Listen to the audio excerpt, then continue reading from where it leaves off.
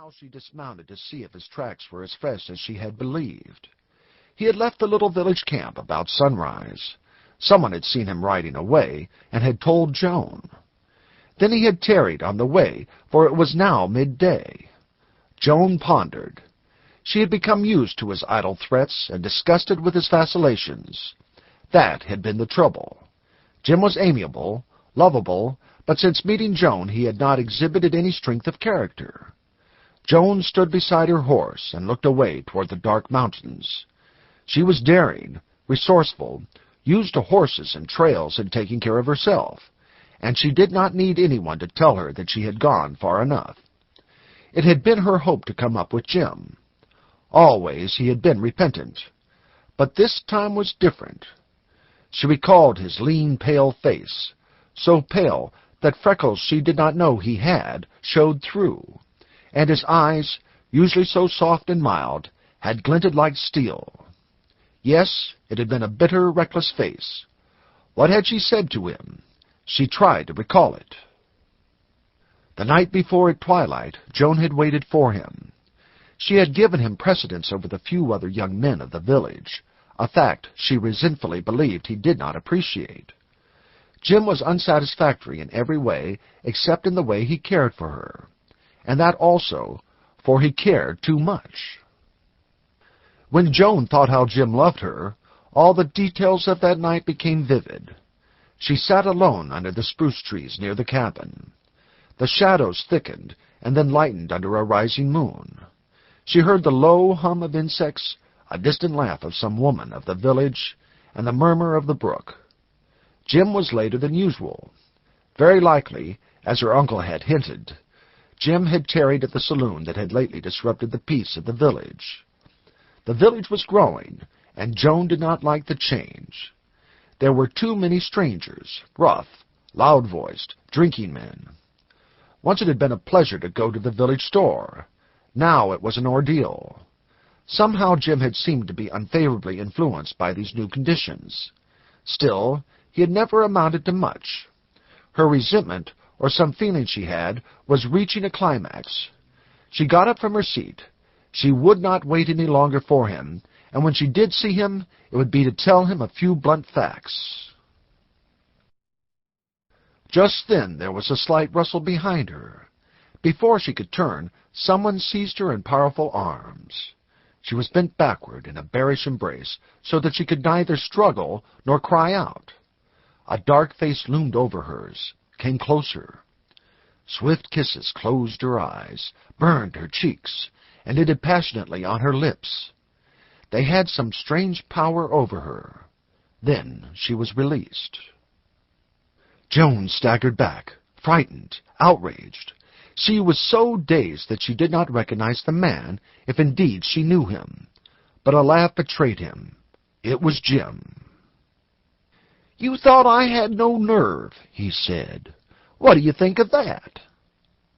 Suddenly Joan was blindly furious. She could have killed him. She had never given him any right, never made him any promise, never let him believe she cared. And he had dared. The hot blood boiled in her cheeks. She was furious with him, but intolerably so with herself, because somehow those kisses she had resented gave her unknown pain and shame. They had sent a shock through all her being. She thought she hated him. You, she broke out. "Jim Cleve, that ends you with me." "Reckon I never had a beginning with you," he replied bitterly. "It was worth a good deal. I'm not sorry. By heaven, I've kissed you." He breathed heavily. She could see how pale he had grown in the shadowy moonlight. She sensed a difference in him, a cool, reckless defiance. "You'll be sorry," she said. "I'll have nothing to do with you any more." "All right, but I'm not, and I won't be sorry." She wondered whether he had fallen under the influence of drink. Jim had never cared for liquor, which virtue was about the only one he possessed. Remembering his kisses, she knew he had not been drinking. There was a strangeness about him, though, that she could not fathom. Had he guessed his kisses would have that power? If he dared again, She trembled, and it was not only rage, but she would teach him a lesson. "Joan, I kissed you because I can't be a hangdog any longer," he said. "I love you, and I'm no good without you. You must care a little for me. Let's marry. "Never," she replied like flint. "You're no good at all." "But I am," he protested with passion. "I used to do things, but since I've met you, I've lost my nerve. I'm crazy for you. You let the other men run after you. Some of them aren't fit to... Oh, I'm sick all the time. Now it's longing, and then it's jealousy. Give me a chance, Joan." "Why?" she queried coldly. "Why should I? You're shiftless. You won't work. When you do find a little gold, you squander it. You have nothing but a gun. You can't do anything but shoot." "Maybe that'll come in handy," he said lightly. "Jim Cleve, you haven't it in you even to be bad," she went on stingingly. At that, he made a violent gesture. Then he loomed over her. "Joan Randle, do you mean that?" he asked. "I surely do," she responded. At last she had struck fire from him. The fact was interesting. It lessened her anger. "Then I'm so low, so worthless, so spineless that I can't even be bad?" "Yes, you are." "That's what you think of me, after I've ruined myself for love of you?" She laughed tauntingly. How strange and hot a glee she felt in hurting him. "My God, I'll show you!" he cried hoarsely. "What will you do, Jim?" she asked mockingly. "I'll shake this camp. I'll rustle for the border. I'll get in with Kells and Golden. You'll hear of me, Joan Randle." These were names of strange, unknown, and wild men of a growing and terrible legion on the border. Out there, somewhere, lived desperados, robbers, road agents, murderers. More and more rumor had brought tidings of them into the once quiet village. Joan felt a slight cold sinking sensation at her heart. But this was only a magnificent threat of Jim's. He could not do such a thing. She would never let him, even if he could. But after the incomprehensible manner of woman, she did not tell him that. "Bah! You haven't the nerve," she retorted, with another mocking laugh. Haggard and fierce, he glared down at her a moment, and then without another word he strode away. Joan was amazed, and a little sick, a little uncertain. Still, she did not call him back. And now, at noon of the next day, she had tracked him miles toward the mountains. It was a broad trail he had taken, one used by prospectors and hunters. There was no danger of her getting lost. What risk she ran was of meeting some of these border ruffians that had of late been frequent visitors in the village. Presently she mounted again and rode down the ridge. She would go a mile or so farther. Behind every rock and cedar she expected to find Jim. Surely he had only threatened her. But she had taunted him in a way no man could stand, and if there were any strength of character in him, he would show it now. Her remorse and dread increased. After all, he was only a boy, only a couple of years older than she was. Under stress of feeling, he might go to any extreme. Had she misjudged him? If she had not, she had at least been brutal. But he had dared to kiss her. Every time she thought of that, a tingling, a confusion, a hot shame went over her. And at length Joan marveled to find that out of the affront to her pride, and the quarrel, and the fact of his going, and of her following, and especially out of this increasing remorseful dread, there had flourished up a strange and reluctant respect for Jim Cleve. She climbed another ridge and halted again. This time she saw a horse and rider down in the green. Her heart leaped. It must be Jim returning. After all, then, he had only threatened. She felt relieved and glad, yet vaguely sorry. She had been right in her conviction. She had not watched long, however, before she saw that this was not the horse Jim usually rode. She took the precaution then to hide behind some bushes and watched from there. When the horseman approached closer, she discerned that instead of Jim, it was Harvey Roberts, a man of the village and a good friend of her uncle's. Therefore she rode out of her covert and hailed him. It was a significant thing that at the sound of her voice, Roberts started suddenly and reached for his gun. Then he recognized her.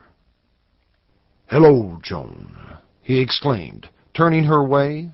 "Reckon you give me a scare. You ain't alone way out here." "Yes, I was trailing Jim when I saw you," she replied. "Thought you were Jim." "Trailing Jim? What's up?" "We quarreled. He swore he was going to the devil, over on the border. I was mad and told him to go. But I'm sorry now, and I've been trying to catch up with him." "Uh-huh. So that's Jim's trail. I sure was wondering. Joan, it turns off a few miles back and takes the trail for the border. I know. I've been in there." Joan glanced up sharply at Roberts. His scarred and grizzled face seemed grave, and he avoided her gaze. "You don't believe Jim will really go?" she asked hurriedly.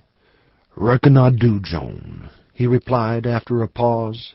"Jim is just fool enough. You've been getting recklesser lately. And, Joan, the times ain't provocating a young feller to be good. Jim had a bad fight the other night. He about half killed young Bradley. But I reckon you know." "I've heard nothing," she replied. "Tell me, why did they fight?" "Report was that Bradley talked uncomplimentary about you." Joan experienced a sweet, warm rush of blood, another new and strange emotion. She did not like Bradley. He had been persistent and offensive. "Why didn't Jim tell me?" she queried, half to herself.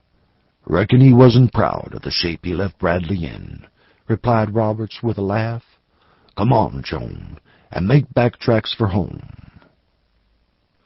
Joan was silent for a moment, while she looked over the undulating green ridges toward the great gray and black walls.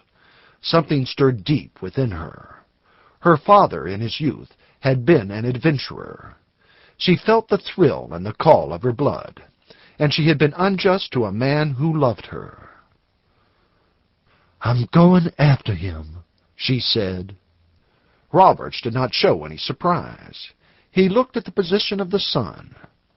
"Reckon we might overtake him and get home before sundown," he said, laconically, as he turned his horse. "We'll make a shortcut across here a few miles and strike his trail. Can't miss it." Then he set off at a brisk trot, and Joan fell in behind. She had a busy mind, and it was a sign of her preoccupation that she forgot to thank Roberts. Presently they struck into a valley, a narrow depression between the foothills and the ridges, and here they made faster time. The valley appeared miles long. Toward the middle of it, Roberts called out to Joan, and looking down, she saw they had come up with Jim's trail. Here Roberts put his mount to a canter, and at that gait they trailed Jim out of the valley and up a slope which appeared to be a pass into the mountains. Time flew by for Joan, because she was always peering ahead in the hope and expectation of seeing Jim off in the distance. But she had no glimpse of him. Now and then Roberts would glance around at the westering sun. The afternoon had far advanced. Joan began to worry about home.